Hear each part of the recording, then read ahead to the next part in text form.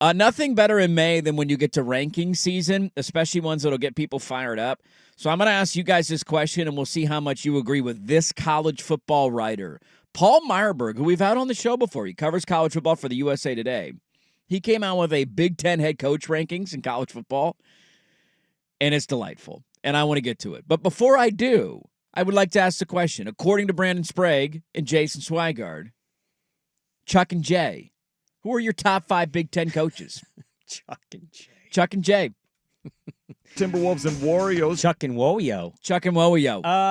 Okay, it would have been nice for you to give us a heads up on this segment. Nah, I like off-the-cuff rankings. Okay. Having to look up all the names of the head coaches or try and rattle through them. Well, I mean, a lot of people are just immediately eliminated.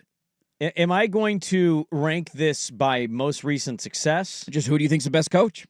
You can use whatever determining factors you want to use. I think it's fair to go Ryan Day 1. He just won a national championship. This is where it gets a little I would tricky. go Dan Lanning 2. Really? Dan Lanning 2. Yeah. Over James Franklin? Yes. Because he beat him in a Big Ten title game? I just think Over Kirk Ferentz? punts. What, you going to put Matt Rule in there? No, I didn't say Matt Rule. I just the Lanning one's interesting. I definitely think he's in the top 3. But I think what Lanning has done adapting to that things- Nike money, Well, Why are we losing all these recruits, man? I thought we got unlimited paying enough. unlimited resources. Step it up. That we can spend anything we I want. think Texas he's spending more. $40 I million. think he's more adaptive to his personnel than James Franklin is. James Franklin tries to mold his personnel to his style that he wants to play, Interesting. Okay. and I'm fascinated by that. I didn't see answer. that answer coming, but all right. I don't know how to quantify what Okay, you so just you go. said. You would go Lanning 2. What about Signetti? Kurt Signetti? Google me, Google bitch. me, I bitch. win.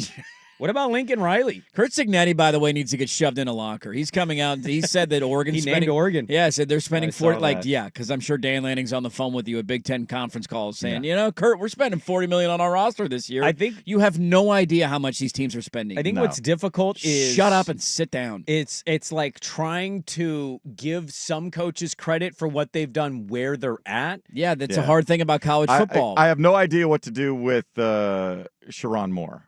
I mean, he's not coached long enough for you to do anything. I mean, it's Yeah, funny. no. Like nobody's even He mentioned shouldn't be Lincoln in. Riley. Lincoln I Riley. just said Lincoln. Oh, you Riley. did? Okay. What about Brett Bielema, who's had a great See, coaching Bielema's career? another one, like really tricky. The Wisconsin stuff, Yep. but then Arkansas sucked. But now, like Illinois might find themselves in the Big Ten title game this year. They might. They're They're returning kind of a ton of talent. They're a dark horse team for a Okay. lot of people this year. Let's sort this out then. Number Okay. 1, Ryan Day. Number 1, Yeah. Ryan Day. You know what? I'll give you number 2. He went undefeated in year 1 of Big Ten. He's absolutely a recruiting monster. Just do it. I Dan just Lanning. I Dan look at Lanning it too. as if I had a program that, who would be my first call? Who's your third? Then you got to go Franklin. James Franklin, Yeah. right? You have to. Don't you? You got to. Who are you taking ahead of James Franklin? Franklin Name me the took name. You going Vanderbilt Lincoln to a Riley? bowl Lincoln game. Riley over James Franklin right now? I mean, One guy can has a functioning defense. Oh, well, Lincoln's building it right now. Sure he is. It's gonna come out the same year America This has is a the dome. year. This is the year. Boy, Fish. Yeah, come on. Jed Fish? That don't smell right. Dude, he turned Arizona turned into a winning He program had with him. a season. A season. If he would have stayed committed to the program, I mean, they would have been okay this year. Would they? I think so. I think they kind of proved they were a little duddy. Okay. All right. Okay, number 3, I'll go Franklin. You got to go Franklin. You have to. I don't know if it's that easy. I think it is easy. Okay, number 4, Good luck. Bielema. Probably go Bielema. Bielema. When you have success at multiple stops, doesn't that?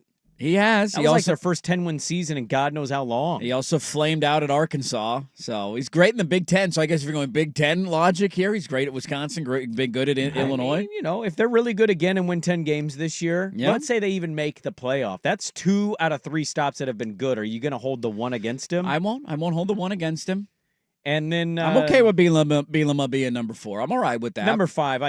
I refuse to give Ferentz anything because like he's anti-offense. I'm gonna go. I'm gonna go Lincoln. You got Lincoln Riley? I'll go Lincoln 5. Lincoln 5? With Rule and Fish and Jonathan Smith on the outside looking in. No Kurt Signetti. No lighten Signetti up, looking in as well. lighten up your SIGs for this year. Do it 2 years in a row. So Paul Marburg came out with this ranking. I think I agree with your ranking. You know, Really? maybe nitpick a little bit here or there, but overall it's hard. Like anything you want to point to being a negative for one coach, like Lincoln Riley for whatever his last year and a half has been. Every other coach has something like that. Also, in their history, Shiano. right? I mean, Shiano's Rutgers been is a not good right. laughing stock. This gets back to us. Remember when we ranked our top 10 coaches in college football, and it's like, where do you go with overall success or doing more with less? 100%, Like, it's a very tricky sport to rank because not everybody's playing with the same amount of resources. Paul Meyerberg of USA Today came out with his Big Ten head coaching rankings, and he had Ryan Day number 1. No shocker there, just won a national title. Yep. James Franklin number 2.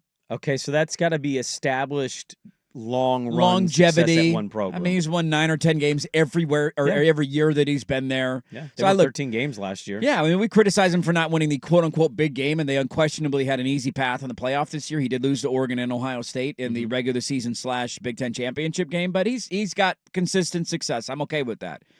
Kirk Ferentz ranked number 3. Yikes. Dan Lanning 4. Matt Rule was number 5. So the Ferentz thing is just simply like Iowa's been largely really consistent and in the Big Ten title game a few times, so let's give it to them, even though they've been in the worst division. I'll pull up the article. I know and they see don't what do it's- divisions anymore, but when they had don't. divisions, he Legends was in and the worst leaders. Come on, man. Yeah. His Kirk Ferentz thing is, quote, Ferentz is the longest tenured coach in the bowl subdivision. Iowa's won at least 8 games in every non-COVID season since 2015. Has posted a losing record just once since 2006. His style of play has its detractors. You can't argue with the Hawkeyes' consistent success, punching above its weight in annual push for a major bowl game. I think that's the other tough part is I don't know what the bar should be with Iowa because he's been there forever. It's a good point. He's been there a very long time. But, like, should your offense be better? Yes, it should. It's inexcusable to be that bad offensively. So if 8 wins is and the 2025. bar, that means if you had a good offense, you could be a 10-win team. He also had a nepo hire of his son as offensive coordinator, which clearly was not a good hire. Well, it's terrible. And he refused to move on after even all the evidence pointing to this guy doesn't know what the hell he's doing on that side of the ball. Dan Lanning came in 4, Matt Rule number 5. Lincoln Riley was 9th on this list. Jed Fish was 15th, ranked behind Barry Odom. Make that one make sense. That one seems very. If you want to give Barry Odom the credit for his one good year at UNLV, that's fine. Are we not giving Jed Fish credit for his one good year at Arizona? Like, how is that not applying? Get out of here with Barry Odom being ahead of him. Jonathan Smith was 12th, ranked ahead of Sharon Moore. Yeah, okay. Which, I'm not All bad. right. And David Braun at Northwestern was your last place coach in the Big Ten. I love a good ranking offseason. Northwestern's coach was last. David Braun over Maryland's. over Mike Loxley was 16. Mike Loxley has been an utter disaster. I was reading an article about the Big Ten, not this one, and it was like Maryland's thing was we won't stop anybody this year because their defense is going to blow. It's pretty bad. Yeah. I don't even know how he's not fired. I don't know why they have a football program, Maryland. It's one of those places that should probably just shut it down. Deshaun Foster was 17th. So your bottom 3 were Loxley, Foster, and David Braun at Northwestern. Yeah. So love a good ranking. Kurt Signetti was 6th. The rest of your top 10: PJ Fleck, Brett Bielema, Lincoln Riley, and then Greg Schiano. So where was your guy after Dan Ferentz? Lanning was after Kirk Ferentz, ranked after Kirk Ferentz, which I don't think Kirk Ferentz is a terrible head coach. But if you don't have a functioning offense in 2025, I can't take you seriously. It'd be a very biased poll question to post up for this area, obviously, but I even think haters of Dan Lanning in Oregon would laugh at that poll Who's the question. better head coach? Who would you rather have? Kirk Ferentz or Dan Lanning? Boy, he coaches him up to 8 wins, though. Hey, gets those 8 wins, baby. You get those 8 wins, man. Punts. That'd be fun. The Big Ten head coach rankings, James Franklin, 2nd ahead of Dan Lanning and Kirk Ferentz.